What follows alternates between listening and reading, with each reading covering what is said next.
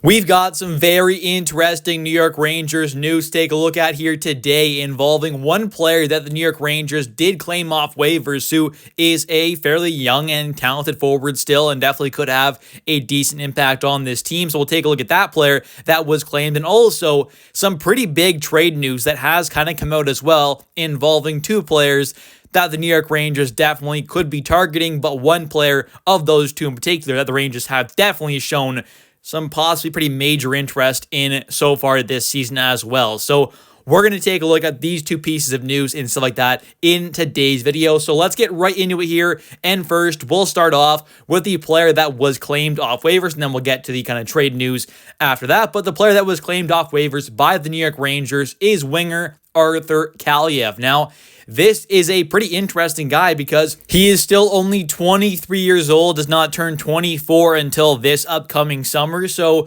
you know, he's not some 28-year-old kind of guy on waivers. He's still a fairly kind of young guy here. Definitely still has some room to kind of grow in his game and definitely get better and continue to kind of develop and kind of really kind of refine his game, because he has shown flashes, even at the pro level, of being a pretty good, possibly kind of middle six caliber winger at the NHL level. But he has dealt with some injuries, dealt with, quite a few so far this season, as he missed a ton of time due to a fractured clavicle that did happen, I believe it was earlier in training camp. So this is a guy who has missed quite a bit of time so far this season even, but now it seems like he is, healthy, obviously, and is kind of ready to go, which is definitely a very good sign. But so far this season, he does have 5 games played in the AHL with the Ontario Reign, the LA Kings, farm team there. And so far this season, he has 5 games played, 1 goal, 1 assist, 2 points, 8 penalty minutes, a -2 there. Not the best start, but, it's a very small sample size there. That was coming back, after the injury, obviously. So maybe it'll take him a little bit to kind of really get back in form there. But last season had 51 games played at the NHL level with the Kings, 7 goals, 8 assists, 15 points. Again, not phenomenal, but not terrible. But then the season before that, back in 2022, 2023, this is where he had a really good, season, you could say, and his first kind of really good one at the NHL level, where he ended up having 56 games played, 13 goals, 15 assists, for 28 total points, had 2 games played in the playoffs as well. No points there, but had a pretty good season there.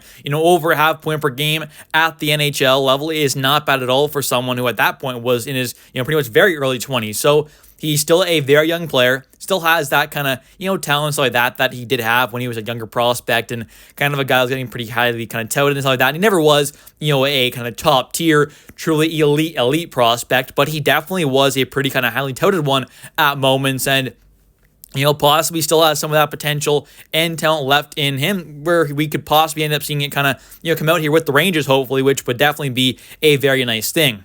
I really do think this was a nice pickup, though, by Chris Drury to get someone like this at this age for absolutely nothing. Picking him up off waivers, I think, was a really good move. Now, the only downside I possibly see to this move happening is maybe it doesn't give a guy like Brendan Othmann as much of a chance to get that call up as soon, possibly. But, it is what it is there. Othmann can get some more time down there in the AHL, which hopefully won't be too bad of a thing, but that's really kind of the only downside to this move, I would say. Kind of, blocks a guy like Othmann a bit there, but still, he maybe gets a shot later on throughout the rest of this season. But taking a look, though, kind of at Arthur Kaliev's game and kind of play style, I think he does have a nice kind of play style that could kind of really be a nice kind of add for this Rangers team that could use more of kind of what he brings. And what he brings is, a bit of physicality. He's got that size there, 6'2", like 210 pounds or so.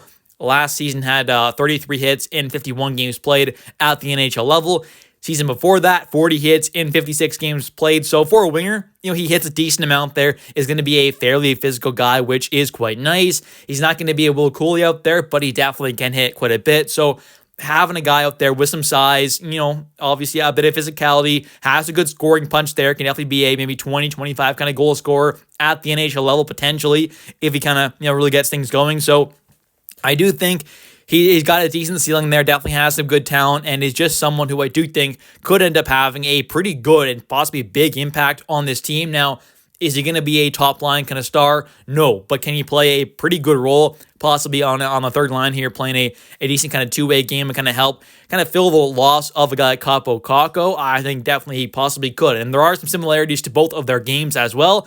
So maybe this ends up kind of working out fairly decent, where we trade away Kakko, get a couple picks back, maybe end up flipping Will Borgen as well, but then kind of replace Kakko with someone who is, somewhat kind of close in ways to his kind of, ability and stuff like that as well. And there is some questions kind of how he's going to bounce back. Obviously missed a lot of time, hasn't played in the NHL since last season, only played 51 games played there as well. So there definitely are some question marks kind of how he's going to end up playing and bouncing back after the injury that he did sustain at the start of the season. Obviously, he has had a couple games here in the AHL, but he's still got to get back into that kind of NHL kind of gear there. So hopefully he can kind of do that and be a pretty nice addition this season for the New York Rangers and possibly even into the future as well, because he will be an RFA or restricted free agent at this upcoming offseason where, his contract does end up expiring. And now let's take a look at the big trade news that we have to talk about in today's video. And, it does impact the Rangers if they are truly looking to go out there and trade for a star/superstar player, because there are two guys here from the Vancouver Canucks who, fall into that category of being star/superstar caliber players, and they are both potentially on the market for trade. Now, let's take a look here at the quote from Elliotte Friedman where he kind of talks about this and breaks this down, because this is pretty big news here. These are two very talented, very good players who, both I think could be pretty good fits on this New York Rangers team. And, JT Miller in particular, we know the New York Rangers have quite a bit of interest in going after, and we also know this team wants to go out there and make a big trade happen and go after a star kind of player. So maybe either of these two, NHLers could possibly end up being the right target for this team. So taking a look here at what Elliotte Friedman had to say in this Hockey News article, and he ends up saying here, "So when calling around, this is what I can tell," Friedman said. It's that the Canucks are definitely looking at the market for both players, JT Miller and Elias Pettersson, and you should be prepared for all outcomes.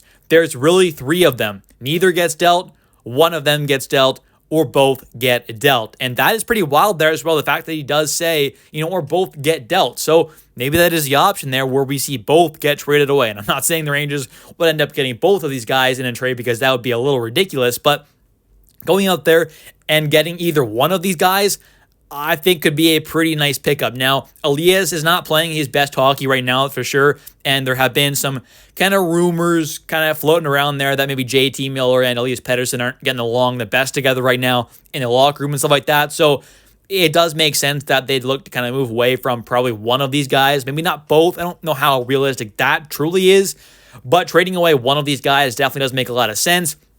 Now, obviously, the Vancouver Canucks aren't maybe right there to kind of win the Stanley Cups. Maybe they want to maybe do a little kind of trade here to kind of switch things around a bit and possibly, get some other assets. I do think a guy like Zibanejad obviously makes either of these kind of trades for either of these players quite attainable in a trade because of the cap hit that Mika Zibanejad does have. And it does seem like Zibanejad, if a deal were to happen between the Rangers and Canucks for JT Miller or Elias Pettersson, Zibanejad would more than likely be that guy going the other way to obviously kind of make this trade happen. So to me, that contract, does make it kind of nice to possibly kind of help, get a deal done. Obviously, Zibanejad does have that full no movement clause, which, can make things a little tricky because he would have to waive that, to be able to actually make that trade happen to go to Vancouver. So he kind of gets to decide whether or not he'd like that, but also the Canucks would have to, be okay with taking on that Zibanejad contract, and they'd have to probably have a bit of a feeling that he can kind of turn things around, which he very well could, especially with a kind of fresh environment, which was probably what's best for Zibanejad and the Rangers. And now taking a look at another quote here from Elliotte Friedman, but this one is kind of about the kind of three scenarios where, one of the two could get traded, both could or none could. He ends up saying here, quote, "That's on the table. I don't want to predict the likelihood of any particular scenario, but I think all three outcomes are possible. Other things I can tell just from making the calls, if the Canucks do make a trade, they're going to need a center in return. And guess what? Mika Zibanejad, he does play center. So that's kind of why I do think that this kind of a trade does make a lot of sense. Now, like I said, the big question mark is, would Zibanejad waive his no movement clause to go to Vancouver? And would the Vancouver Canucks accept Zibanejad in a trade for either Miller or Elias Pettersson. Now, we're not going to get both. It's not going to happen there. I can't see that possibly happening. So don't get your hopes up for that. But getting one of these two players, and probably more likely JT Miller, I do think is a scenario where it very well could end up happening. I think the Rangers are a team that obviously are pretty desperate to make something happen. The Canucks are also seemingly a little desperate here to possibly make something happen with all the kind of bad rumors that have been going around about, those two not getting along, Elias and JT, and some other kind of things going there. They're not obviously the best team in the league either, so they could definitely look to kind of shake things up a little bit there. So to me, it makes kind of sense for both teams there to kind of get something done here. Now, how much do the Canucks really like and want Zibanejad? Like, that is a big, big question. I'm not sure. And, do they believe that he can kind of fully turn things around and get back on track to be worth, something close to that $8.5 million cap hit per season? I'm not quite sure. Do we have to retain a bunch of money on him? Do we have to give a bunch of assets alongside, Zibanejad, not only to kind of, bring back JT Miller and all that kind of stuff, but also kind of get rid of that contract of Zibanejad? There are some big question marks around a deal kind of happening here, but to me, the base of this deal does kind of make sense of being, Zibanejad going to the Canucks there